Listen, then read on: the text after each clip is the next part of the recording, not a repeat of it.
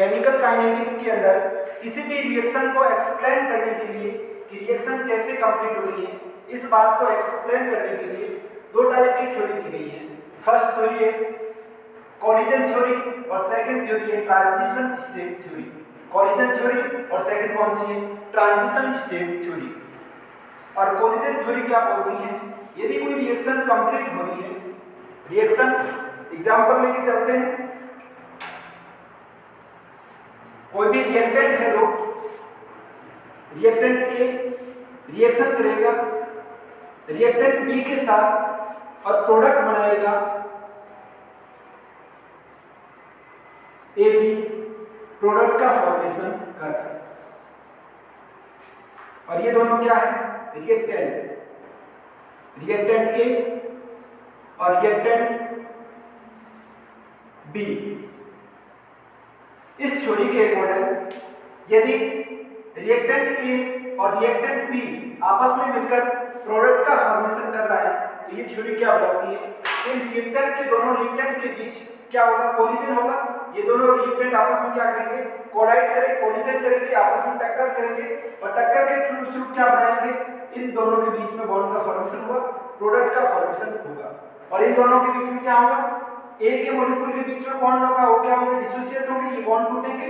और B molecule के बीच में बॉन्ड होंगे, ये क्या होंगे? टूटेंगे। और दोनों के बीच नए बॉन्ड का फॉर्मेशन किसके बीच हो जाएगा? ए और बी के बीच में नए बॉन्ड का फॉर्मेशन होगा। इससे क्या बनेगी? रिएक्शन और प्रोडक्ट कंप्लीट होगा। इसके लिए रिएक्टेंट से प्रोडक्ट बनने के लिए जो एसेंशियल रिक्वायरमेंट होती है क्या होती है? फर्स्ट रिक्वायरमेंट क्या होती है? एनर्जी। ये दोनों आपस में रिएक्टेंट करके प्रोडक्ट बना रहे हैं, तो इनके पास एक सफिशिएंट एनर्जी होनी चाहिए जिससे ये दोनों किसमें कन्वर्ट हो जाए? प्रोडक्ट के अंदर कन्वर्ट हो जाए। और दूसरा क्या होना चाहिए? आपस में यदि कोलिजन करेंगे तो इनका ओरिएंटेशन होना चाहिए, एक फिक्स ओरिएंटेशन होना चाहिए जिससे आपस में कोलाइड कर रहे हैं, वही फिक्स ओरिएंटेशन में कोलाइड करने चाहिए। दूसरी रिक्वायरमेंट क्या होगी? ओरिएंटेशन।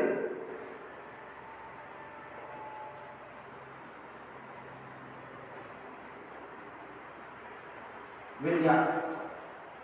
कोलाइड करने के लिए दोनों मॉलिक्यूल के बीच ये क्या होना चाहिए? स्पेसिफिक ओरिएंटेशन होना चाहिए। और फर्स्ट क्या होना चाहिए? एनर्जी होनी चाहिए। और यदि अपन किसी रिएक्शन की बात करें तो एनर्जी कितनी होनी चाहिए? यदि इस साइड अपन क्या ले रहे हैं? एनर्जी ले रहे हैं, और इस साइड क्या ले रहे हैं अपन? रिएक्शन प्रोग्रेस ले रहे हैं। रिएक्शन इस साइड में क्या है? आगे बढ़ेगी, रिएक्शन रिएक्टेंट से प्रोडक्ट की ओर बढ़ेगी।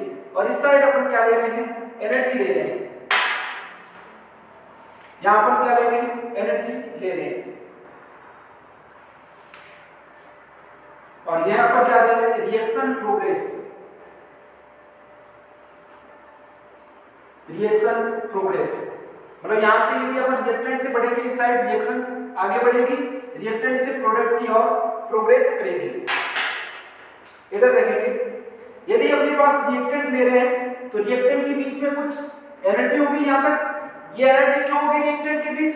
क्योंकि यदि अपन देखते हैं रिएक्टेंट ए और रिएक्टेंट बी, तो यहां पर यदि रिएक्टेंट ए ले रहे हैं तो ये कुछ मोल के अंदर लेंगे, तो ए आपस में किससे कोलाइड करेगा?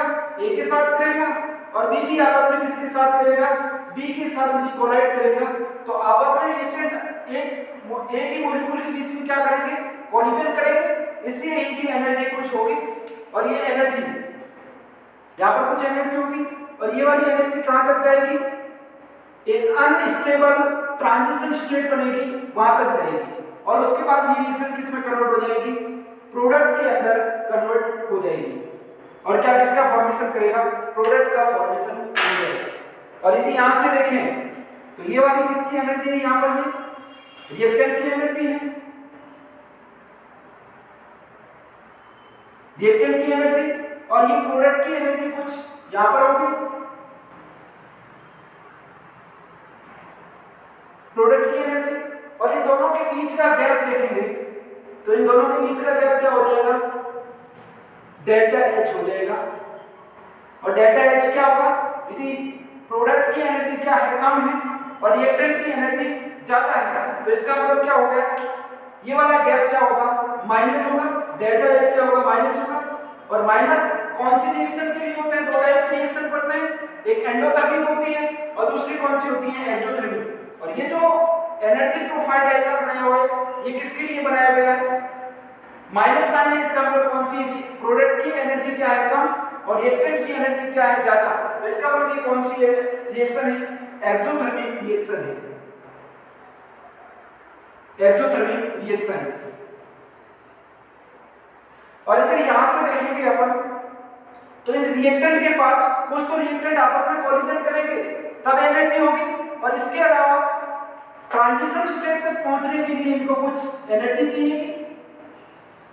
रिएक्टेंट को ट्रांजिशन स्टेट तक पहुंचने के लिए इनके पास जो टोटल एनर्जी होगी उस वाली एनर्जी को क्या बोलेंगे अपन? थ्रेशोल्ड एनर्जी बोलेंगे, थ्रेशोल्ड एनर्जी।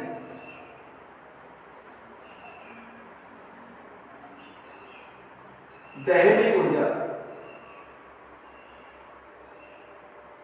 और जो रिएक्टेंट के पास एनर्जी है उसके अलावा कुछ रिएक्टेंट के पास एनर्जी है और उसके अलावा ट्रांजिशन स्टेट तक पहुंचने के लिए ये वाला एनर्जी गैप है, इस वाले एनर्जी गैप को क्या बोलेंगे? एक्टिवेशन एनर्जी बोलेंगे। और ये वाली क्या है? ट्रांजिशन स्टेट है, इस वाले को क्या बोलेंगे? एक्टिवेशन एनर्जी बोलेंगे, एक्टिवेशन एनर्जी। सक्रियण ऊर्जा, सक्रियण ऊर्जा बोलेंगे। और इसको किससे शो करेंगे? ए से शो करेंगे। देखना आप लोग, यदि अपन दहलीज ऊर्जा की बात करेंगे तो क्या होगा? इसके पास जितना ट्रांजिशन स्टेट तक पहुंचने के लिए जितनी इसके पास टोटल एनर्जी होगी उसको क्या बोलेंगे? थ्रेशोल्ड एनर्जी बोलेंगे। और जब रिएक्टेंट की बात करेंगे तो कुछ एनर्जी रिएक्टेंट के पास रहेगी और उसके अलावा ट्रांजिशन स्टेट तक पहुंचने के लिए जो अतिरिक्त एनर्जी चाहिएगी उसको क्या बोलेंगे? एक्टिवेशन एनर्जी बोलेंगे। और यदि यहां से मैं बात करूं ये वाली एनर्जी होगी, ये वाली एनर्जी कौन सी होगी? रिएक्टेंट की average energy of reactant, average energy of reactant. और यहां से यदि मैं इसकी बात करूं कि दहलीज ऊर्जा इक्वल टू क्या हो जाएगा? थ्रेशोल्ड एनर्जी इक्वल टू क्या हो जाएगा? यहां से ये वाला एनर्जी और ये वाली एनर्जी कौन सी है? Average energy. तो क्या लिख लूं मैं यहां से? Average energy of reactant plus क्या हो जाएगा? एक्टिवेशन एनर्जी हो जाएगा, साथ में प्लस क्या हो जाएगा? एक्टिवेशन एनर्जी, एक्टिवेशन एनर्जी हो जाएगी। थ्रेशोल्ड एनर्जी बोले तो क्या हो जाएगा? Average energy of reactant, reactant की एवरेज एनर्जी, और साथ में यदि एक्टिवेशन एनर्जी को जोड़ लेंगे तो जो टोटल एनर्जी होगी वो क्या होगी? थ्रेशोल्ड एनर्जी के बराबर हो जाएगी। एनर्जी की बात कर रहे थे, और एनर्जी यदि रिएक्टेंट से प्रोडक्ट के अंदर कन्वर्ट हो रहा है, ये आपस में रिएक्टेंट कोलाइड कर रहे हैं और कोलाइड करके प्रोडक्ट के अंदर कन्वर्ट हो रहे हैं, तो इनके लिए कितनी एनर्जी चाहिए? मिनिमम एनर्जी कितनी चाहिए? थ्रेशोल्ड एनर्जी के बराबर चाहिए। और ये थ्रेशोल्ड एनर्जी क्या है? ये मिनिमम एनर्जी है जिससे रिएक्टेंट किसमें कन्वर्ट हो जाए? ट्रांजिशन स्टेट से होते हुए प्रोडक्ट के अंदर कन्वर्ट हो जाए। और बीच की जो ये ट्रांजिशन स्टेट है ये क्या है? ये अनस्टेबल है। यहाँ आने के बाद ये रिएक्टेंट दोनों स्थिति है कि ये प्रोडक्ट में भी कन्वर्ट हो सकता है और यहाँ से वापस बैक रिएक्शन करके रिएक्टेंट के अंदर भी कन्वर्ट हो सकता है। और ये सबसे अनस्टेबल स्थिति है, अनस्टेबल स्थिति है। ये आपका हो गई एनर्जी के बारे में। और आगे बढ़ते हैं अपन orientation of molecule, orientation of molecule.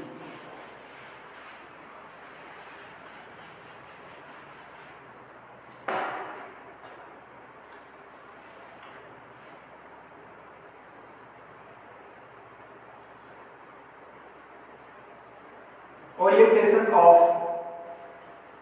Reactant,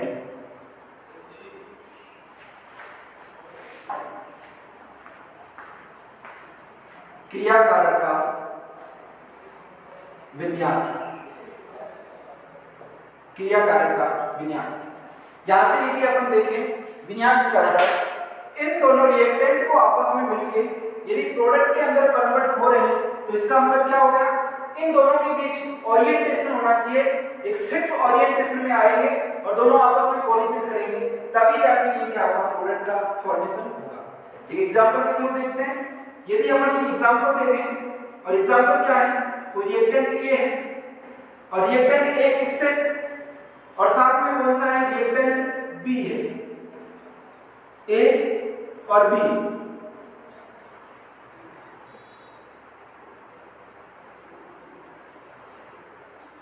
B है और रिएक्शन किससे कर रहे हैं,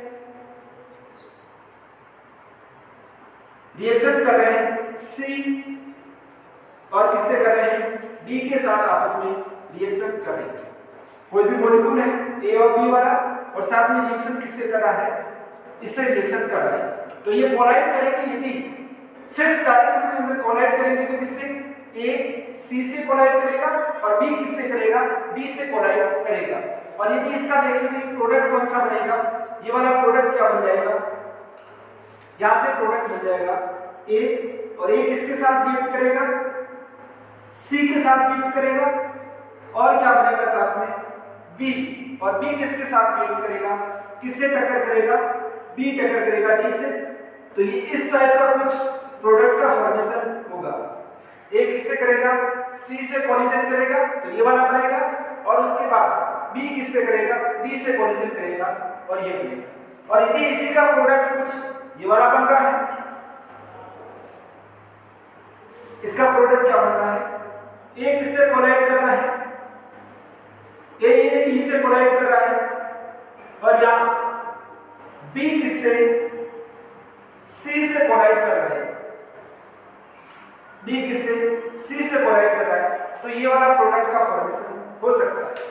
लेकिन यदि कोलिजन हो रही है तो ए से सी कोलाइड कर रहा है, इस प्रोडक्ट का फॉर्मेशन होगा और बी डी से कोलाइड कर रहा है तो ये वाला प्रोडक्ट का फॉर्मेशन होगा। लेकिन इन दोनों के बीच ए से सी आपस में ये कोलिजन नहीं कर सकता, तो इसलिए इस प्रोडक्ट का फॉर्मेशन नहीं होगा। ओनली किस प्रोडक्ट का फॉर्मेशन होगा, इस वाले प्रोडक्ट का ए सी से कोलाइड करेगा और बी किससे करेगा, डी से कोलाइड करेगा। ये आपस में ऐसे कोलाइड नहीं कर सकते, डायरेक्ट कोलाइड करेंगे इसलिए। तो क्या होना चाहिए, इनका एक फिक्स ओरिएंटेशन होना चाहिए। आगे देखते हैं एग्जांपल के तौर पर देखते हैं।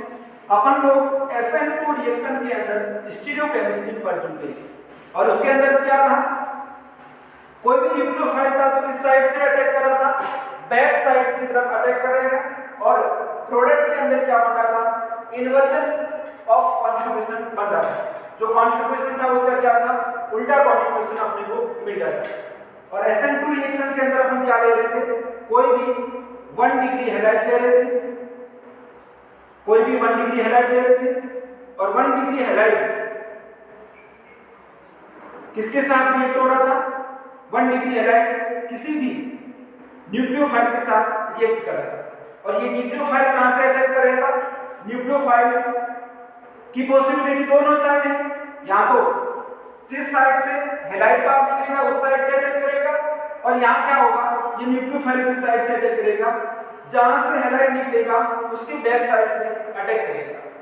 दोनों पॉसिबिलिटी है और अपन जानते हैं स्टीरियोकेमिस्ट्री के अंदर बहुत अच्छे से पढ़ चुके हैं क्या, ये वाला अटैक नहीं होता है। ओनली अटैक कौन सा होता है, बैक साइड से अटैक होता है। क्यों, क्योंकि यहाँ पर नेगेटिव चार्ज लिविंग ग्रुप और इधर से नेगेटिव साइड न्यूक्लियोफाइल, इन दोनों के बीच में क्या होगा, स्टेरिक रिपल्सन होगा, स्टेरिक रिपल्सन होगा, जिसके कारण ये न्यूक्लियोफाइल फ्रंट साइड से अटैक ना करके कौन सी साइड से अटैक करेगा, बैक साइड से अटैक करेगा। और बैक साइड से अटैक करेंगे क्या बनेगा, प्रोडक्ट का फॉर्मेशन होगा। और प्रोडक्ट क्या होगा, जो प्रोडक्ट बनेगा वो रिटेंशन ऑफ कॉन्फॉर्मेशन के साथ बनेगा। रिटेंशन ऑफ कॉन्फॉर्मेशन का मतलब क्या होगा, सॉरी विपरीत कॉन्फॉर्मेशन का बनेगा, उल्टा कॉन्फॉर्मेशन का बनेगा। इसका मतलब क्या होगा, इसका यदि कॉन्फॉर्मेशन क्या है R तो इस वाले का क्या होगा S, और यदि इसका क्या है D तो इसका क्या होगा L। मतलब जो कॉन्फॉर्मेशन था उसका अपोजिट कॉन्फॉर्मेशन अपने को मिलेगा।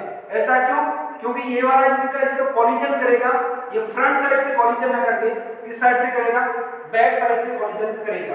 तो इसका मतलब क्या होगा, यदि किसी रिएक्शन से रिएक्टेंट से प्रोडक्ट का फॉर्मेशन हो रहा है तो इन दोनों के बीच का ओरिएंटेशन एक फिक्स ओरिएंटेशन होगा, तभी जाकर प्रोडक्ट के अंदर कन्वर्ट हो पाएगा। इतना आप लोगों को कंप्लीट हो चुका होगा। आगे देखते हैं।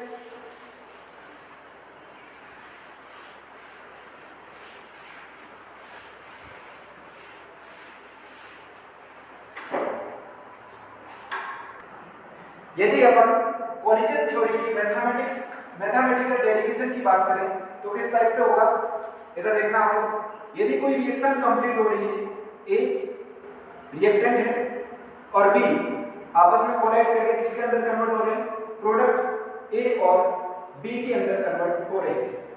तो यदि इन दोनों के बीच ये रिएक्शन हो रही है तो इस रिएक्शन का यदि अपन रेट ऑफ रिएक्शन देखें तो रेट ऑफ रिएक्शन क्या हो जाएगी, इससे रेट ऑफ रिएक्शन के लिए अपन क्या लिखेंगे, rate of reaction. Rate of reaction क्या हो जाएगी, ये कोई गैस से रिएक्शन हो रही है तो इसकी रेट ऑफ रिएक्शन क्या हो जाएगी, dx upon dt equal to क्या हो जाएगा, z e की power minus ea upon rt। dx upon dt equal to z e की power minus ea upon rt। यहां पर z क्या है, z यहां पर क्या है, कॉलिजन फ्रीक्वेंसी है, कॉलिजन फ्रीक्वेंसी, कॉलिजन फ्रीक्वेंसी है।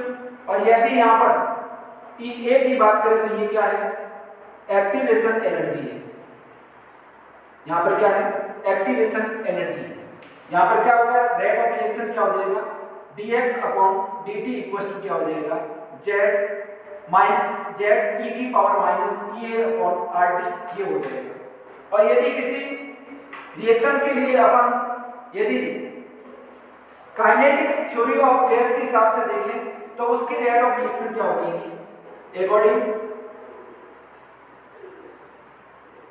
To kinetics theory of gases, kinetic theory of gases के अनुसार देखें तो यदि कोई पी रिएक्शन हो रही है तो उसकी रेट ऑफ रिएक्शन क्या हो जाएगी, dx upon dt equal to क्या हो जाएगी, k n का स्क्वायर। पर n स्क्वायर क्या है, यहाँ पर n स्क्वायर क्या हो जाएगा, यहाँ पर n स्क्वायर हो जाएगा यदि मैं इसकी कंसंट्रेशन रिएक्टेंट A की कंसंट्रेशन L ले रहा हूँ और इसकी कंसंट्रेशन क्या ले रहा हूँ, n। तो इस वाले को कुछ अपन इस टाइप लिख सकते हैं। अपन क्या देखते हैं, रेट ऑफ रिएक्शन क्या हो जाएगा, कंसंट्रेशन ऑफ A की कंसंट्रेशन कितनी है m, और कंसंट्रेशन ऑफ B और B की कंसंट्रेशन कितनी है n। और इस वाले को लिखेंगे तो क्या हो जाएगा, K और n आपस में मल्टीप्लाई क्या करेगा तो क्या हो जाएगा, n स्क्वायर हो जाएगा। ये वाली इक्वेशन कौन सी हो जाएगी, इक्वेशन 2 हो जाएगी। ये वाली इक्वेशन 2 हो जाएगी। इक्वेशन 1 अपने ये मिली थी अपने को, और सेकंड इक्वेशन क्या बन जाएगी, dx अपॉन dt। ये किसके अकॉर्डिंग है, काइनेटिक थ्योरी ऑफ गैसेस के अकॉर्डिंग ये वाली इक्वेशन अपने को मिल जाएगी। और यदि इन दोनों इक्वेशन से देखें तो यहां से मैं ये लिख सकता हूं, यदि कंसंट्रेशन क्या है 1 मोल पर लीटर कंसंट्रेशन है और इसकी भी कंसंट्रेशन क्या है 1 मोल पर लीटर कंसंट्रेशन है। यदि यहाँ पर 1 मोल पर लीटर कंसंट्रेशन और यहाँ पर भी 1 मोल पर लीटर कंसंट्रेशन लिखे तो यहाँ से क्या हो जाएगा, dx इक्वल टू क्या हो जाएगा, dt बराबर क्या हो जाएगा, k। और k यहाँ पर क्या हो जाएगा, specific rate constant, specific rate constant हो जाएगा, स्पेसिफिक रेट कांस्टेंट हो जाएगा। और यहां से यदि अपन देखें ये वाली इक्वेशन कौन सी हो जाएगी, इक्वेशन 3। इस वाली इक्वेशन देखें, इक्वेशन 3 एंड इक्वेशन 1 से यदि देखें तो dx अपॉन dt और यहाँ पर भी dx अपॉन dt, तो क्या हो जाएगा, dx अपॉन dt क्या हो जाएगा, z e की पावर ये। तो इसके बराबर मैं किसको रख सकता हूँ, k के बराबर रख सकता हूँ। और k क्या है यहाँ पर, स्पेसिफिक रेट कांस्टेंट तो इसके बराबर मैं लिख सकता हूँ, यहाँ से क्या लिख सकता हूँ, यहाँ से ये लिख सकता हूँ k इक्वल टू क्या हो जाएगा, यहाँ से k और यहाँ से क्या हो जाएगा z e की power minus EA upon RD, क्या हो जाएगा z e की power minus EA upon RD, ये अपने को यहाँ से अपने को मिल जाएगा। तो स्पेसिफिक पीरियड कांस्टेंट क्या हो जाएगा, z e की power minus EA upon RD अपने को मिल जाएगा। और यदि यहाँ से अपन देखें z की वैल्यू देखें तो z की वैल्यू क्या हो जाएगी, z इक्वल टू अपने को मिलता है 4 n square sigma square pi RT divided by m, ये अपने को मिलता है। तो z इक्वल टू क्या होता है, z इक्वल टू होता है 4 n square sigma square pi RT divided by m, और इसकी पावर कितनी हो जाती है, हाफ हो जाती है। ये किसकी वैल्यू है, z, और ये z वाली वैल्यू यदि मैं इसके अंदर पुट करता हूँ k के सामने तो अपने को k इक्वल टू क्या हो जाएगा, और k यहाँ पर अपने को क्या है, स्पेसिफिक रेट कांस्टेंट है, और k इक्वल टू अपने को क्या मिल जाएगा, इस वाली इक्वेशन से मिल जाएगा। जब z की वैल्यू इक्वेशन 4 के अंदर यदि अपन रखेंगे तो अपने को k इक्वल टू क्या मिल जाएगा, k इक्वल टू आ जाएगा, k इक्वल टू आ जाएगा 4 n square sigma square pi RT divided by m, और इसकी पावर क्या हो जाएगी, हाफ हो जाएगी, इसकी पावर हाफ z e की power minus EA upon RT। ये वाला कॉलिजन किसी भी रिएक्शन हो रही है तो उस कॉलिजन के लिए क्या हो जाएगा, उस रिएक्शन के लिए क्या हो जाएगा, स्पेसिफिक रेट कांस्टेंट अपने को यहाँ से मिल जाएगा। और ये वाला डेरिवेशन किसके लिए हो जाएगा, mathematical derivation of collision theory अपने को मिल जाएगा। और यहाँ पर ये m क्या है, m इक्वल टू हो जाएगा molar mass of reactant, molar mass of reactant, ये अपने को यहाँ से मिल जाएगा। और यदि इस कॉलिजन थ्योरी की लिमिटेशन की बात करें तो क्या होगा, कॉलिजन थ्योरी की फर्स्ट लिमिटेशन क्या होगी, जो कॉलिजन थ्योरी है ये कौन सी, ओनली टू मॉलिक्यूलर रिएक्टेंट के बीच जब रिएक्शन होती है तभी इसका एक्सप्लेन करता है। क्या बात है, इधर देखना आप लोग, यदि कोई भी रिएक्शन ले रहे हैं ए रिएक्टेंट और बी रिएक्टेंट, यदि किसी भी दो रिएक्टेंट है ये आपस में रिएक्शन कर रहे हैं और क्या बना रहे हैं, किसी भी प्रोडक्ट का फॉर्मेशन कर रहे हैं, यहाँ तक तो कॉलिजन थ्योरी लागू होगी। लेकिन इसी की जगह यदि ज्यादा रिएक्टेंट है, दो से ज्यादा रिएक्टेंट है, तो यहाँ पर ये कॉलिजन थ्योरी लागू नहीं होगी। और उस टाइम क्या हो जाएगा, इस कॉलिजन थ्योरी के बाद एक इसका डेरिवेशन फार्मूला है, डेराइव्ड फार्मूला दूसरा है, उसके अकॉर्डिंग क्या है, k इक्वल टू क्या हो जाएगा, p z e की power minus EA upon RT। और यहाँ पर p क्या है, p है कॉलिजन की probability, probability for collision, collision की क्या हो जाएगी, प्रायिकता हो जाएगी, प्रायिकता हो जाएगी, कॉलिजन की प्रायिकता हो जाएगी कि आपस में कोलाइड करेंगे तो उनकी प्रोबेबिलिटी क्या होगी, वो यहाँ पर क्या हो जाएगी ये। और ये क्या है, इसका डेराइव्ड फॉर्म है, इसका कॉलिजन थ्योरी का डेराइव्ड फॉर्म। यहाँ पर कॉलिजन थ्योरी कंप्लीट होती है, बाकी का पढ़ेंगे नेक्स्ट क्लास के अंदर। Thank you so much.